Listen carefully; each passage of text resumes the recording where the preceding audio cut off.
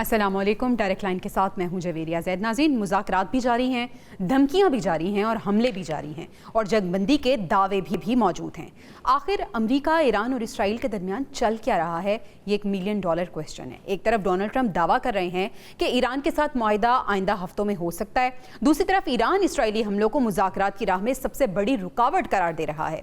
सवाल यह है कि अगर वाशिंगटन वाकई मुआहिदा चाहता है तो फिर इसका सबसे करीबी इत्तेहादी इसराइल मुसलसल ऐसे इक़दामात आखिर क्यों कर रहा है जो सिफारतकारी को सबोताज करते नजर आ रहे हैं।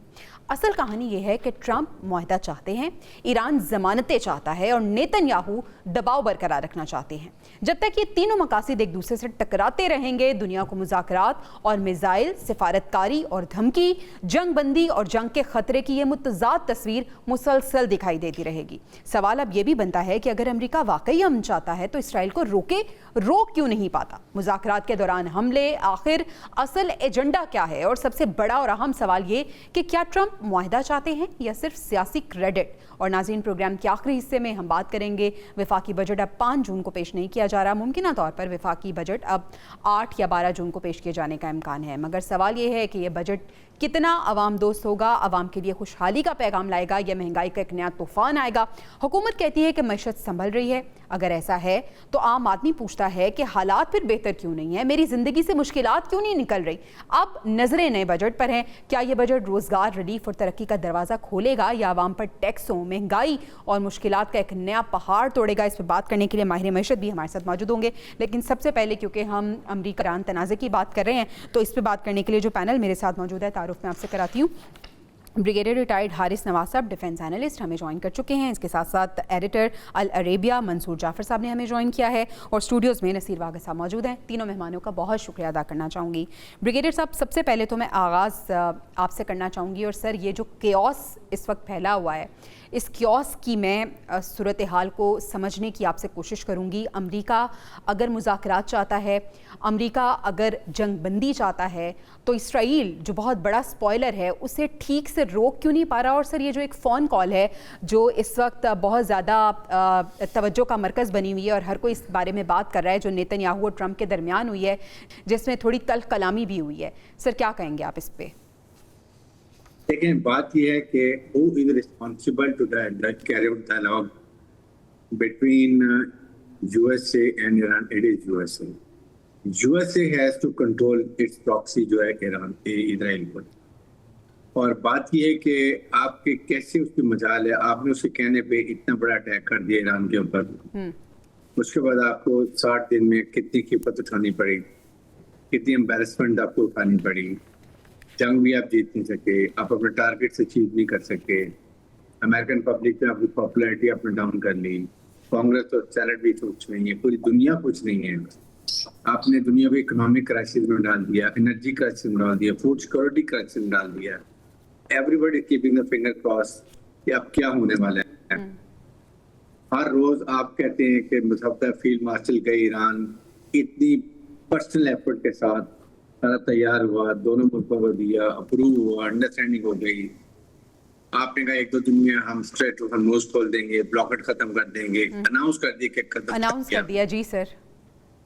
तो उसके बाद आप जाते हैं वॉर सिचुएशन में, रूम में जाते हैं, वहां जाके अभी कफ्टिप्स को आपके ऊपर कन्वीन होते मीन कि आपका स्पॉइलर तो है ना जो इजराइल पहुंच, वो क्या चाहते हैं।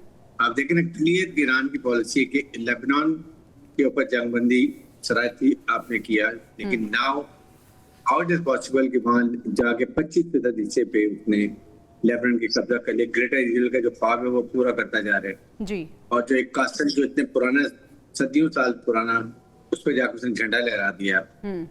ये करने के बाद भी आप अब उसको कॉल कर रहे हैं, गुस्सा करें। What is the purpose? You want to tell the world that mister Trump is not happy what Israel doing? Israel can not do anything without the consent of Americans. क्या प्रेसिडेंट ट्रम्प ने Gaza में जो भी जुल्म हो रहा है, जो बर्बरियत हो रही है, क्या वो रोक लिया? नहीं रोका। बोर्ड ऑफ पीस बनाया, वो कहाँ गया? तो इसलिए ये देखने की बात, और ईरान इज कंसिस्टेंट इन उसने जो बात की, अब उन्होंने मेरे ख्याल में लगा उनकी चेंज पॉलिसी हो रही कि हम we may not even continue with the talk till the time आप लेबनान पर अटैक बंद करें और उनके जो इलाके हैं वो वापस करें। अच्छा ब्रिगेडियर साहब, साथ ही ईरान एक अबूरी माहदे के हवाले से भी बात कर रहा है। ये अबूरी माहिदा क्या हो सकता है, इस पर मैं आपसे बात करूंगी, लेकिन अभी हम ज्वाइन करा लेते हैं मंसूर साहब भी हमारे साथ मौजूद हैं, उन्हें भी शामिल गुफ्तगू करते हैं। मंसूर साहब, अल अरेबिया ये लिख रहा है कि ईरान अमेरिका तनाज़े पे पाकिस्तान ने जंग टालने की मुखलिसाना कोशिश भी की है और मदद भी की है। इससे पहले कि मैं आपसे भी वही सवाल करूं जो लेबनान पे हमले हो रहे हैं इसराइल की तरफ से, तो मैं आपसे अल अरेबिया की इस खबर के बारे में पूछना चाहूँगी कि पाकिस्तान तो अपना भरपूर किरदार अदा कर रहा है, लेकिन स्पॉयलर्स जो हैं वो बहुत ज़्यादा अलर्ट हैं। सबसे बड़ा स्पॉयलर इसराइल, जो नहीं चाहता कि जंग बंदी हो, जो नहीं चाहता कि मामलात बेहतरी की तरफ जाएं। क्या कहेंगे सर, सबसे पहले आप इस रिपोर्ट के हवाले से? जी, यकीनन एक हकीकत हाल है जिसकी एक अक्कासी की गई है अल अरबिया की इस रिपोर्ट में, और इससे तो सारी दुनिया आगाह है कि पाकिस्तान जिस तरह beyond the call of duty जो है हमारे सियासी और अस्करी क़यादत इस पूरे डिप्लोमेटिक प्रोसेस में इंगेज है, और अपना यानी जिसे कहना चाहिए जो लोकल एजेंडा है उसको भी तज के वो इस पूरे काम के अंदर उन्होंने तन मन धन जो है वो अपना इस वक्त सर्व कर रखा है। सिर्फ इस वजह से कि एक पूरी जो जंग है उसका एक लिहाज से मुकम्मल सीज फायर हो और आगे जो मामला चलने हैं कम से कम फ्रेमवर्क एग्री हो जिसकी रोशनी में आगे मुज़ाकरात होने हैं, ताकि ज़ाहिर है वो टाइम टेकिंग है, लेकिन उसके लिए जो बुनियादी फ्रेमवर्क है वो तय होना ज़रूरी है। और यही वजह है कि इस वक्त जो एक बड़ी हेक्टिक डिप्लोमेसी है उसका मेन फोकस भी इसी नौइयत का फ्रेमवर्क फाइनलाइज करना था। लेकिन उस दौरान भी बहुत सारे इफ्स एंड बट जो है वो डोनाल्ड ट्रंप साहब हर ड्राफ्ट के फाइनल होने के बाद नई तरमीम उसमें कर देते हैं, और उसके बाद मामला जो है फिर बैक टू स्क्वायर वन जाना शुरू हो जाते हैं। और उसके साथ साथ जिस मुल्क को आप स्पॉइलर का नाम दे रहे हैं, मैं समझता हूँ कि वो इस पूरे कज़िये का एक लिहाज से प्लानर और एग्जीक्यूशनर है। नो डाउट वो स्पॉइलर नहीं है। सही सही, वो प्लानर और एग्जीक्यूशनर है, और अगर देखा जाए तो उसका बेनिफिशियरी भी वही है, क्योंकि इस वक्त अगर इस जंग का फायदा हो रहा है, डोनाल्ड ट्रंप साहब को तो नुकसान हो रहा है उस जंग का, उनकी सियासी साख जारी है, वो अपना मकबूलियत खो रहे हैं।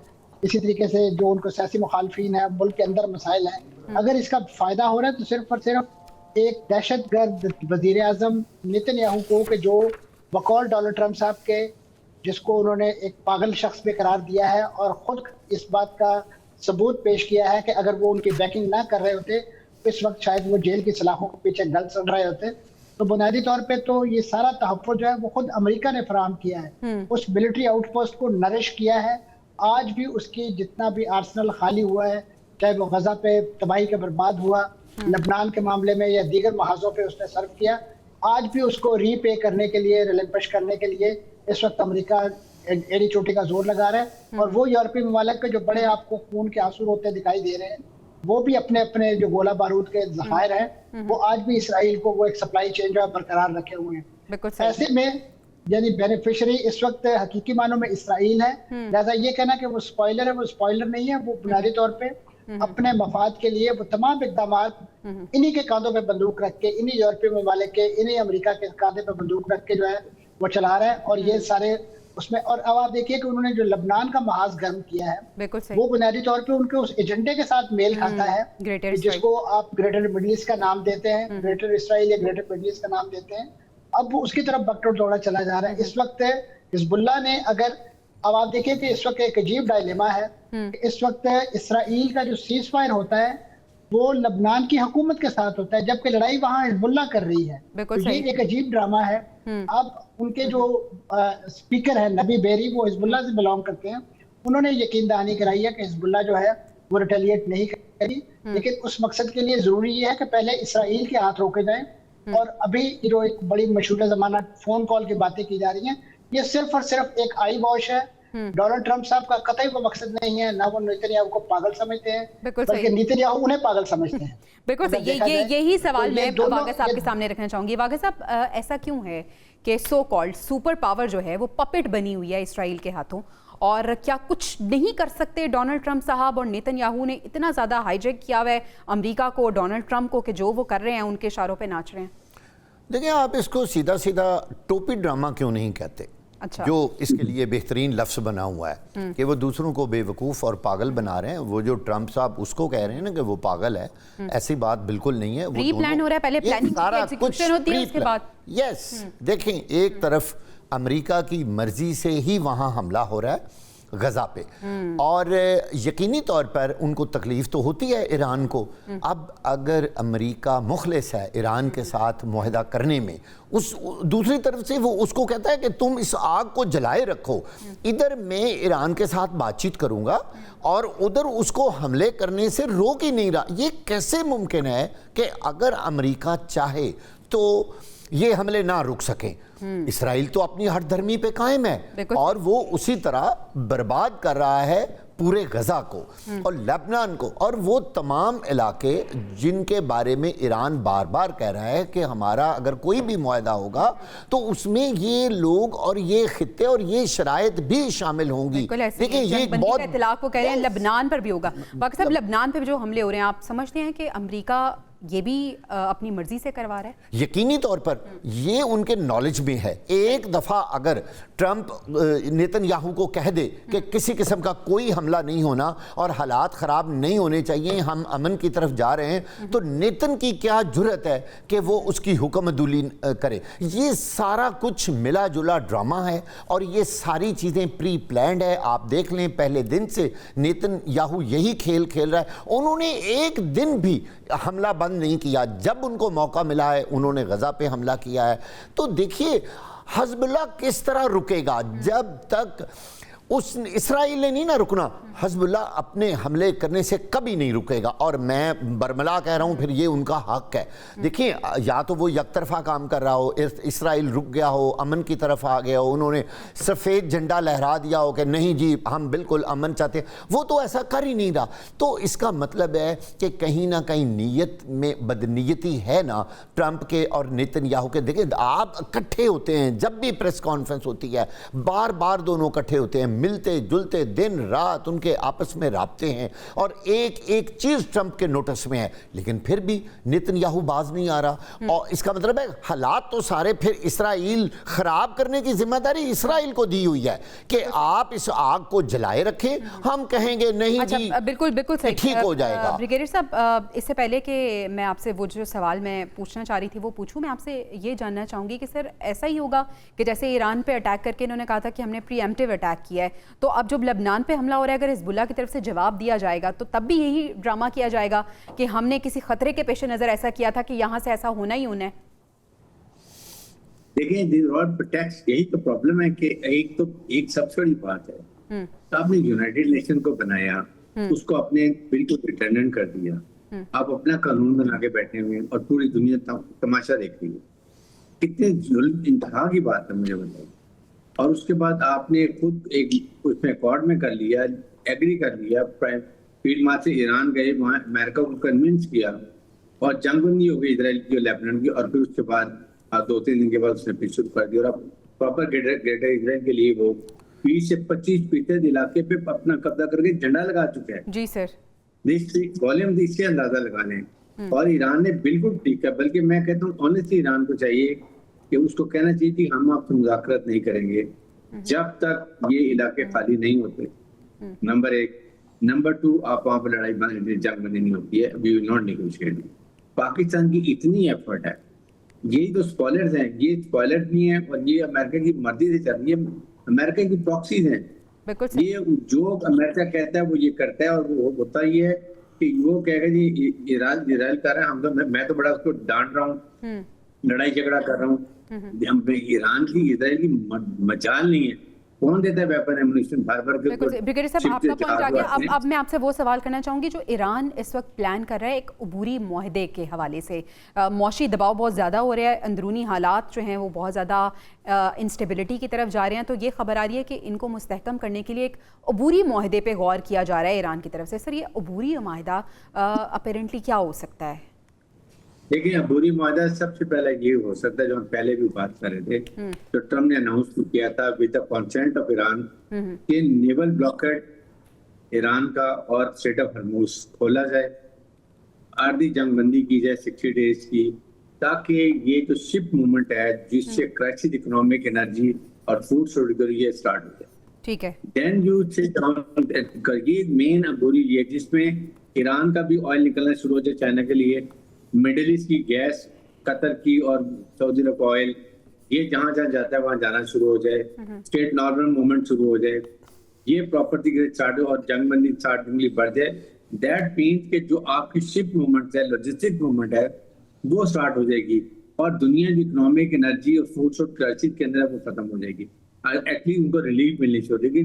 दैट इज इन टर्म एक मुआहदा कर लें, अंडरस्टैंडिंग कर लें, साइन ना करें, कोई जरूरत नहीं, फेज 1 कह दें, जैसे हमने बात की थी पहले कि इससे पहले शायद ये हो जाए, लेकिन हर दफा प्रेसिडेंट ट्रम्प एक नई शीट डाल देते हैं, नई शीट डाल देते हैं, जिसकी वजह से हो जाता है।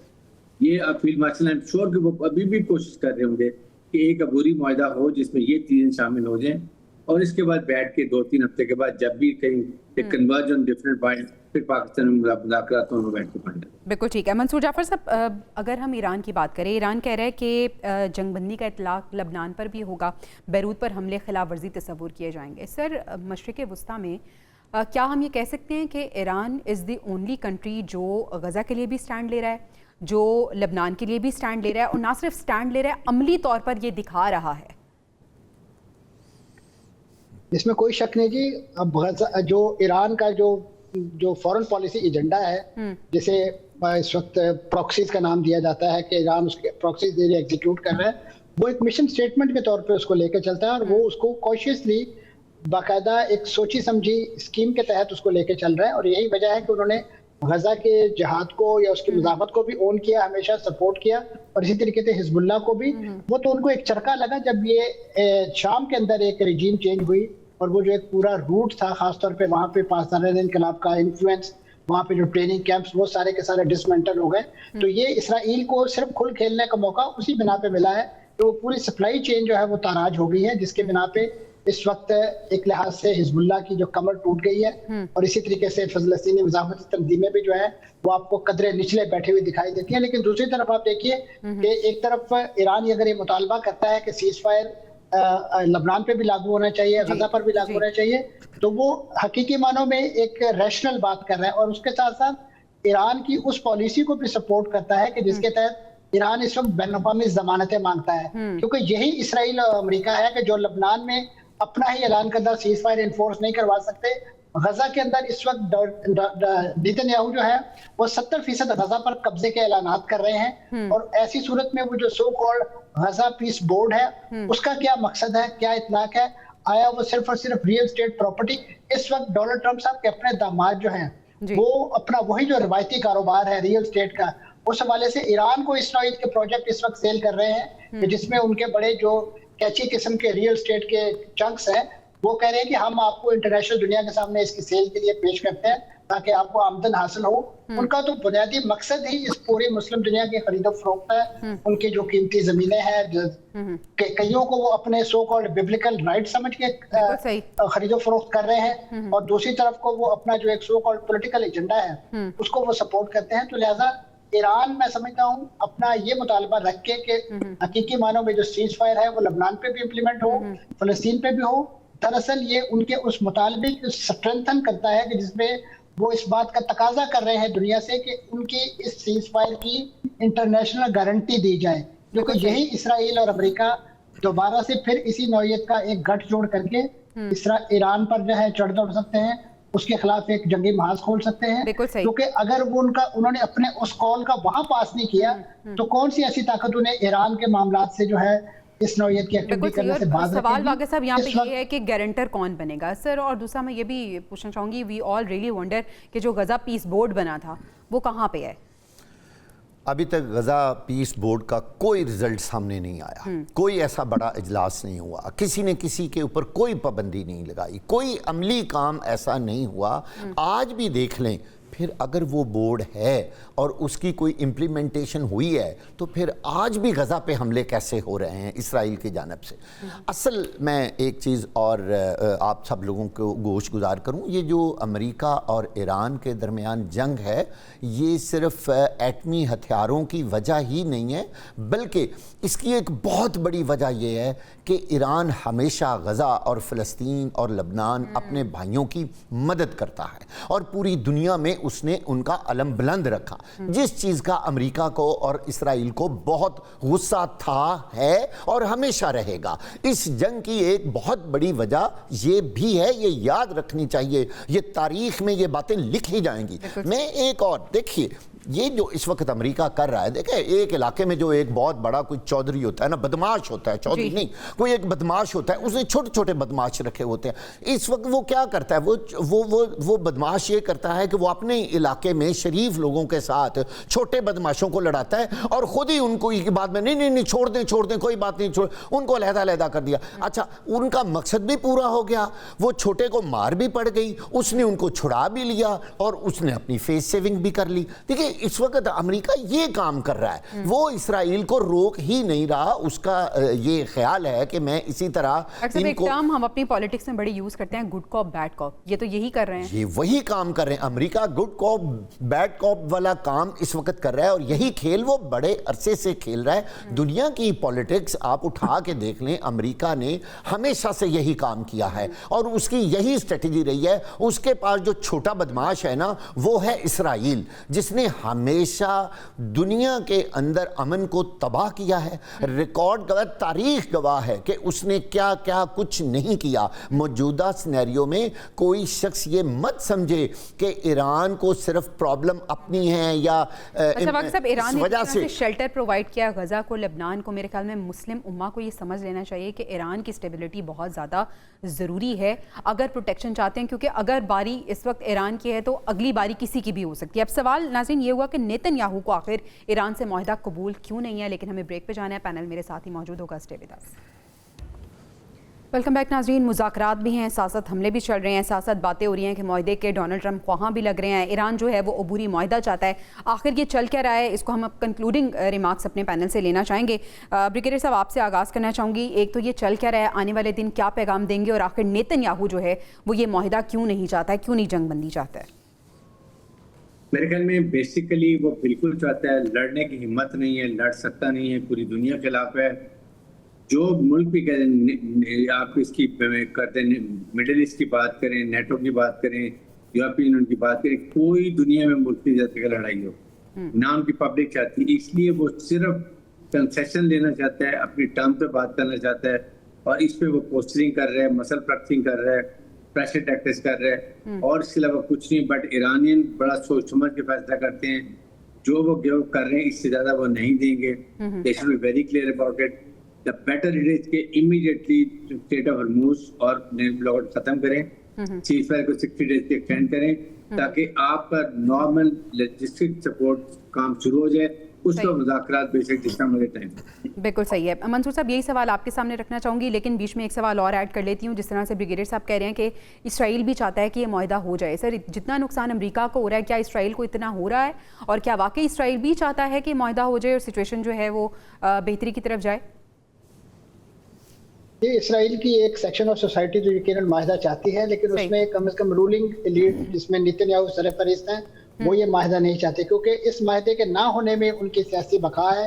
वो ऐवान इक़्तिदार में मौजूद हैं और अदालत के मुआखज़े से बचे हुए हैं। जिस दिन इस जंग का कोई फैसला हो गया तो वहाँ पे जो अमन का मामला है उसमें सबसे पहला केस उनके खिलाफ मुआवजे का खुलना है। और उसके बाद उनके लिए जो सियासी चैलेंज इस वक्त वहाँ पे दो साबिक़ वज़ीर आज़म ने मिलकर एक सियासी इत्तेहाद बना लिया है, वो उन्हें आने वाले अक्टूबर के इंतखाबात में वो टफ टाइम देंगे, जिसके बाद नेतन्याहू इसराइल की और इस दुनिया की तारीख में किस्सा पारीना हो गए।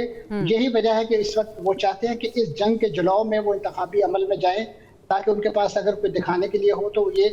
जहाँ तक आपका ये सवाल है कि इसमें नुकसान किसे हो रहा है, तो हकीकी मानों में नुकसान तो अमेरिका का हो रहा है, क्योंकि अमेरिका ही का असला दिया हुआ है, अमेरिका ही का माल है जो इसराइल इस्तेमाल कर रहा है। अब इसराइल की अपनी बराह रास्त उस अंदाज से कोई प्रोडक्शन नहीं है इस मामले में, सिवाय इसके कि वो कुछ टेक्नोलॉजी में उनके पास एज हासिल है। अदरवाइज तो ये टोटल अमेरिकन स्पोर्ट है। और अगर जो असला दूसरे मुल्कों से भी आ रहा है वो भी अमेरिका के दिए हुए पैसे से खरीदा जा रहा है। तो लिहाजा इस पूरी जंग में जो फाइनेंसर है वो यकीनन अमेरिका है, और अमेरिका ही की जंग, यानी अमेरिका अगर आज उन्हें वो बैटरीज फराहम ना करे जिसके जरिए वो अपना आयरन डोम और एरो और इस नौइयत के मुख्तलिफ थार्ड सिस्टम चलाते हैं, तो आप अंदाजा लगा सकते हैं कि वो कितना वल्नरेबल है इसराइल और उसका सो कॉल्ड दिफा। तो इन तमाम सहूलतों के होने के बावजूद ईरान के जो मिसाइल हैं, जो रॉकेट्स हैं, वो उनके मुख्तलिफ ठिकानों पे लगे हैं और हसास मकामात दिमोना तक को उन्होंने निशाना बनाया है। जी, आपका पॉइंट आ गया। वागे साहब, आपसे भी कंक्लूडिंग रिमार्क्स लेना चाहूँगी। आने वाले दिनों में इस तनाज़े को आप किस तरह से देखते हैं? क्या जो मशरिक़ वस्ता में जो केओस है ये थोड़ा बेहतर होगा, स्टेबिलिटी आएगी? यकीनी तौर पर अगर जंग बंदी होती है तो हालात तो बेहतर होंगे, लेकिन ये जो आप सवाल कर रहे हैं कि क्या इसराइल ये चाहता है या नहीं, इसराइल मुआहदा तो चाहता है लेकिन अपनी शराइत पर। वो ये चाहता है कि अब तक जितना मैंने जिस इलाके पे कब्जा कर लिया है, बदमाशी से जो कुछ मैंने छीन लिया है, वो कानूनी तौर पर मेरे नाम लिख दिया जाए। अगर वो 70% है, वो 80% है, वो फौरी तौर पर हमारे नाम लग जाए, और जो फ़लस्तीनी हैं वो यहाँ से निकल जाएं, वो दूसरे ममालिक में चले जाएं। वो उनको उस मुल्क से निकालना चाहते हैं और फ़लस्तीन का तो वो नाम ही नहीं सुनना चाहते। कहते हैं जी इस तरह का कोई लफ्ज़ हमारे सामने ना बोलें। ये वो बातें हैं जो इसराइल चाहता है और ये मुआहदा तो हो नहीं सकता। यकीनी तौर पर जितना नुकसान इसराइल का भी हुआ है, तो जंग में तो उसको लग पता गया है कि ईरान कितनी बड़ी ताकत है, और अमेरिका को भी पता चल गया है कि ईरान बहुत बड़ी ताकत है। अब इस वक्त जो मौजूदा सूरत हाल है वो ये वाजे कर रही है। आप पिछले दिनों जितने बयानात थे ट्रंप के, उनसे आपको क्लियर पता चल रहा था जैसे हारा हुआ पहलवान होता है ना, जैसे हारा हुआ दुश्मन होता है ना, उस तरह के वो बयानात दे रहा था कि देखिए आप नाए हरमज खोल दें, हम ये भी करने को तैयार हैं, हम वो भी करने को तैयार हैं, देखिए जो चीज़ें यहाँ पे रुकी हुई हैं वो वैसी रहें। यानी मैं उनके बयानात पढ़ रहा था और मुझे हैरत हो रही थी कि क्या ये वही ट्रंप है जो कुछ दिन पहले, आज से 15-20 दिन पहले इतनी बड़ी बड़ी बढ़ के मार रहा था कि हम ईरान के साथ ये कर, और ईरान कितनी खामोशी से। इंटरेस्टिंग चीज़ ये है कि डोनाल्ड ट्रंप के बयानात पे पूरी दुनिया का जो स्टॉक एक्सचेंज है, पूरी दुनिया में तेल की प्राइसेस हैं और पूरी दुनिया के जो मौशी निज़ाम है वो उतार चढ़ाव का शिकार होता है। अच्छा, हमारे पास थोड़ा सा टाइम है ब्रिगेडियर साहब, आपसे मैं पाकिस्तान के सालसी के किरदार पे बात करना चाहूँगी। We are short of time, तो प्लीज़ शॉर्ट आंसर दीजिएगा। पाकिस्तान के जो सालसी का किरदार, देखिए पाकिस्तान ने जो सालिस का किरदार अदा किया, जो न्यूट्रलिटी से किया, अमेरिका का कॉन्फिडेंस किया, ईरान का कॉन्फिडेंस गेन किया है, ये एक मिसाली किरदार है। इसमें prime minister Pakistan field marshal Asim Munir, उनकी पर्सनल एफर्ट, खलूस दिल से, खलूस नीयत से, सिंसेरिटी से ईरान गए, वहाँ जाके सब कुछ किया। ये किरदार पाकिस्तान का जब इस्लामाबाद अकॉर्ड साइन, ये रहती दुनिया तक कायम रहेगा। दुनिया ये याद करेगी कि एक छोटे मुल्क ने दुनिया की सुपर पावर का 47 ईयर की दुश्मनी को खत्म करके दुनिया को तबाही के दाने से बचा लिया। It will be a great credit to Pakistan, क्योंकि आप देखेंगे कि दुनिया इसको रिकग्नाइज करेगी और पाकिस्तान को बहुत बेनिफिट होगा इंशाल्लाह। बहुत शुक्रिया ब्रिगेडियर रिटायर्ड हारिस नवाज साहब, मंसूर जाफर साहब और नसीर वागा साहब हमारे साथ मौजूद थे। आप तीनों मेहमानों का बहुत शुक्रिया अदा करना चाहूँगी। और नाज़रीन, प्रोग्राम से अभी हमें ब्रेक पे जाना है। ब्रेक से जब हम वापस आएंगे तो मौशी सूरत हाल की बात करेंगे, क्योंकि बजट की तारीख चेंज कर दी गई है। क्या वजह बनी और जो बजट आने जा रहा है कितना वो आवाम दोस्त होगा, आवाम को इससे कितना फ़ायदा होगा, जो उम्मीदें आवाम ने लगाई हैं क्या उस पर पूरा उतरेगा या नहीं, सब पे बात करने के लिए हमारे साथ माहिर मईशत डॉक्टर कैस असलम साहब मौजूद होंगे। Stay with us. Welcome back नाज़रीन। वफाकी बजट अब 5 जून को पेश नहीं किया जा रहा। मुमकिन तौर पर वफाकी बजट अब 8 या 12 जून को पेश किए जाने का इम्कान है, और तरक्याती बजट के हवाले से भी ये कहा जा रहा है कि ये मुतासर हुआ है। अब देखते हैं कि क्या होता है। इस पर बात करने के लिए माहिर मईशत डॉक्टर कैस असलम साहब हमारे साथ मौजूद हैं। डॉक्टर साहब, thank you so much for your time. Doctor साहब, सबसे पहले तो ये बताइएगा कि ये जो बजट आने जा रहा है, इस बजट को आप पिछले साल के बजट से कितना मुख्तलिफ देखते हैं और कैसे बयान करेंगे? अवाम दोस्त बजट होगा या अवाम पे मजीद छुरी चलेगी? देखें, कोई बजट भी अवाम दोस्त नहीं होता। हुकूमत ने चलना होता है, टैक्स इकट्ठे करने हैं। सवाल तो सिर्फ ये है इकोनॉमी को इस सारे इशू में कैसे लेके जाना है। तो पहली बात तो ये जो वो लफ्ज़ आपने कहा कि छुरी चलेगी, बिल्कुल चलेगी। वो जो टैक्स पे सेल्स टैक्स भी ज़्यादा होगा, नए टैक्स पेयर्स भी उम्मीद है कि पकड़े जाएं जो पहले नहीं फाइलर्स। बट जब हुजम पहले से ज़्यादा हो जाएगा और पहले भी आपने अहदाफ पूरे नहीं किए हुए, तो चीज़ जो है वो फिर डेवलपमेंट बजट कट लगता है। अमूमन ये हुकूमत जो है वो सड़कें बनाने पे जोर है, वो बनाएगी, but at the same time dam बनने चाहिए जो नहीं बनेंगे। इलेक्ट्रिसिटी जो है उसको सस्ता करने की ज़रूरत है।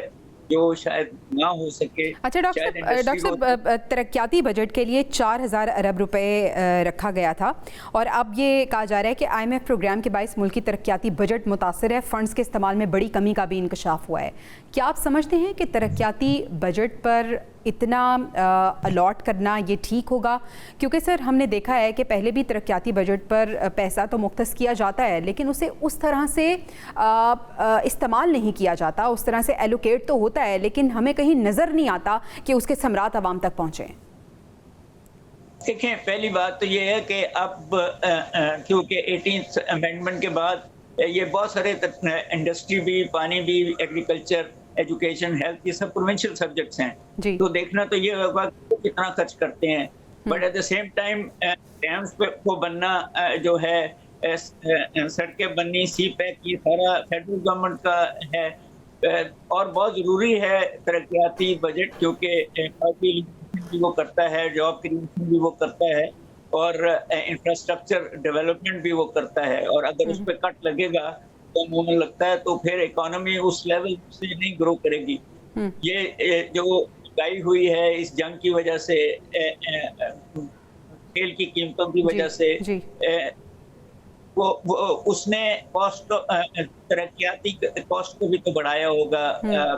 आपकी मोमेंट जो गवर्नमेंट के अखराजात हैं बड़े होंगे, मगर जो प्रॉब्लम है जो आपने पिन पॉइंट कर दी है कि पिलफरेजेस हैं यहाँ। पहले तो वो पूरा खर्च नहीं होता, फिर ये है कि जो खर्च होता है वो गलत जगह खर्च होता है, उसमें पिलफरेज भी हैं, रिश्वतें भी हैं और कारें खरीद ली जाती हैं, ऐसी बहुत सारी चीजें ले ली जाती हैं। अच्छा डॉक्टर साहब, GST को भी बढ़ाने का फैसला किया गया है, इसके साथ साथ क्रिप्टो करेंसी पर भी टैक्स की तैयारी कर ली गई है, कैसे देखते हैं आप? देखें, क्रिप्टो करेंसी पे जो तैयारी की है वो तो उनके अपने ही लोगों पे शायद टैक्स लगेगा, क्योंकि क्रिप्टो करेंसी आम आदमी तो यूज नहीं करता, वो इतनी महंगी है। वो तो उसी का हिस्सा है, तो लग जाना चाहिए टैक्स अगर आप चाहते हैं। पर पहले आप एक चीज को फरोग करते हैं, जिसमें पहले आपने सोलर पैनल्स को इजाजत दी, फिर आपने टैक्स लगा दिया, आप क्रिप्टो करेंसी को इजाजत दी, आपने टैक्स लगा दिया। सो ये 4-5 साल का तो देना चाहिए ना, ताकि वो जो है वो उसमें कहीं ना कहीं प्रॉफिट्स ले लें। मगर आप खुद ही इकोनॉमी को एक सीमत में ले जाके उस पर ब्रेकें जब लगाएंगे इस किस्म के टैक्स लगा कर, फिर GST बढ़ाने से वर्ल्ड बैंक की रिपोर्ट है कि बढ़ती है, तो इन्फ्लेशन भी बढ़ेगी और पॉवर्टी भी बढ़ेगी और मिडिल क्लास खासी पिस जाएगी इन दैट कॉन्टेक्स्ट। यानी सर ये कहना गलत नहीं होगा कि जो तनख्वाहदार तबका है वो एक बार फिर से सबसे बड़ा निशाना होगा इस बजट का? टेक्निकली जो जिनका टैक्स कट जाता है वही निशाना होंगे। असल में तो अपर स्लैब और लोअर स्लैब वाले भी ये बीच में पिसे हुए हैं इन दैट कॉन्टेक्स्ट। जब FDR नए लोगों को नहीं पकड़ सकती या नहीं पकड़ना चाहती, तो फिर जो उस सारे सिस्टम का हिस्सा बने हुए हैं फाइलर्स, उन्हीं पे आना है। टैक्स का इशू भी, मनी लॉन्ड्रिंग का इशू भी। आप देखें ना कौन से टैक्स है, डायरेक्ट टैक्सेस हैं कुछ, एक सुपर टैक्स भी शायद लगा था, सेल्स टैक्स, और उसके बाद विद होल्डिंग टैक्स, और फिर और बहुत सारे हिडन टैक्सेस हैं। सो कहीं सैलरी तबका जो है वो अपना 50% मंथली आमदनी जो है वो टैक्स की जरूरत में देता है, और वो जो नहीं है टैक्स नेट में वो ऐश कर रहे हैं, वो चीज भी करते हैं, भी करते हैं, टैक्स भी नहीं देते, सिस्टम बहुत है। हमने तो अब तक नहीं देखा कि किसी को अच्छा डॉक्टर साहब, ये भी बहुत आम हो गया है कि जो भी टैक्स लगाए जाते हैं, जो भी लेवी आयद की जाती है, IMF के कंधे पर बंदूक रख के चलाई जाती है। क्या ये सारा कसूर IMF का है? क्या हम उन्हीं को कसूरवार ठहराएं? और ये भी सवाल होगा कि सर ये जो बजट बनाया जा रहा है ये आवाम के लिए बनाया जा रहा है या ये IMF के लिए बनाया जा रहा है? ये गवर्नमेंट के लिए बनाया जा रहा है, ब्यूरोक्रेट्स के लिए बनाया जा रहा है। IMF उसकी सिर्फ ये चाहता है कि उसकी कैपिटलिज्म में हो, की तरफ ना जाए, मगर अभी तो हमें पता ही नहीं है कि डायरेक्शन क्या है, ना कैपिटलिस्ट है, ना सोशल, कोई और है। इन दैट कॉन्टेक्स्ट आवाम के लिए नहीं है ये बजट, वहां से तो पैसा करना है। ये या इंडस्ट्रियलिस्ट के लिए हो सकता है जो होना चाहिए ताकि वो फरोग दे, या कंज्यूमर के लिए और फार्मर के लिए कहीं ना कहीं होना चाहिए, मगर वहाँ कहीं नहीं है। ये सब मिडलमैन। डॉक्टर साहब, आप तो बहुत तजुर्बा रखते हैं, क्या आपको कोई वक्त याद है कि जब बजट बना और उसके बाद अवाम ने बड़ी तारीफ़ की हो और वो बजट वाकई अवाम के लिए बना हो? क्या आप पाकिस्तान की तारीख में आज तक ऐसा बजट बना है? जी देखें, मैं एक बात कह दूं कि वो बजट बना था और वो कामयाब भी हुआ था, मगर उसके बाद ये भुट्टो की गवर्नमेंट में बना था 72 और 77 के दरमियान। अच्छा। मगर उसके बाद जो है जो हुकूमतें आई वो सब कहती रही कि नेशनलाइजेशन हो गई, बुरा हो गया, मारे गए, उसका कसूर है, उसने आप इमरान खान पे डालते हैं। हालांकि उस वक्त ग्रोथ भी हुई थी, एक्सपोर्ट्स भी हुई थी, आपके कर्जे भी कम हुए थे, आप मॉनेटाइज की थी, आपने सिमर की थी ग्रोथ की इन दैट कॉन्टेक्स्ट। ठीक है, उसमें भी होंगी, मैं बिल्कुल नहीं कह रहा, मगर था जो बड़ा अवाम की था। और उससे पहले अगर 5 ईयर प्लान यूथ प्लान की देखें तो वो भी सेकंड प्लान जो है बहुत कामयाब हुई। आपके डैम्स बने, आपकी सड़कें बनी, आपका ये एयरपोर्ट। सर, आखिरी सवाल मैं आपसे ये पूछना चाहूँगी कि बजट में क्या इस्लाहात है जो होनी चाहिए, कौन से ऐसे सेक्टर्स हैं जिनको निगलेक्ट किया जाता है और जहाँ पे इन्वेस्ट होना चाहिए? देखें, आपकी जीडीपी जो है 54% आती है सर्विस सेक्टर से, और ज्यादा सर्विस सेक्टर पे टैक्स नहीं लगा हुआ। आपकी 3% जीडीपी जो है वो एग्रीकल्चर से आती है और ज्यादातर एग्रीकल्चर पे टैक्स नहीं लगा हुआ, रियल एस्टेट पे भी टैक्स नहीं है। तो इन दैट कॉन्टेक्स्ट इंडस्ट्री पे बार बार आप लगाते हैं, जिससे जहां से आपने एक्सपोर्ट्स भी लेनी है, जहां से आपने एम्प्लॉयमेंट भी देनी, और मिडिल इनकम ग्रुप पे लगाया हुआ है, कॉर्पोरेट टैक्स लगाए हुए हैं, तो कहीं ना कहीं आप रीथिंक करने पड़ेगी अपनी पॉलिसीज। बिल्कुल सही, बहुत शुक्रिया। अपनी पॉलिसीज़ को रिवाइज़ करने की ज़रूरत है, और ये बजट जो है जो आने जा रहा है, आवाम इससे जो उम्मीदें रख रही हैं, जो उम्मीदें वाबस्ता कर रही हैं, उम्मीद हमारी यही है कि किसी हद तक आवाम की उम्मीदों पर ये पूरा उतरे, लेकिन अपेरेंटली ऐसा लग नहीं रहा। बहुत शुक्रिया डॉक्टर के असलम साहब, माहिर मईशत हमारे साथ मौजूद थे। नाज़रीन, आपसे इंशाल्लाह कल मुलाकात होगी। अल्लाह निगहबान।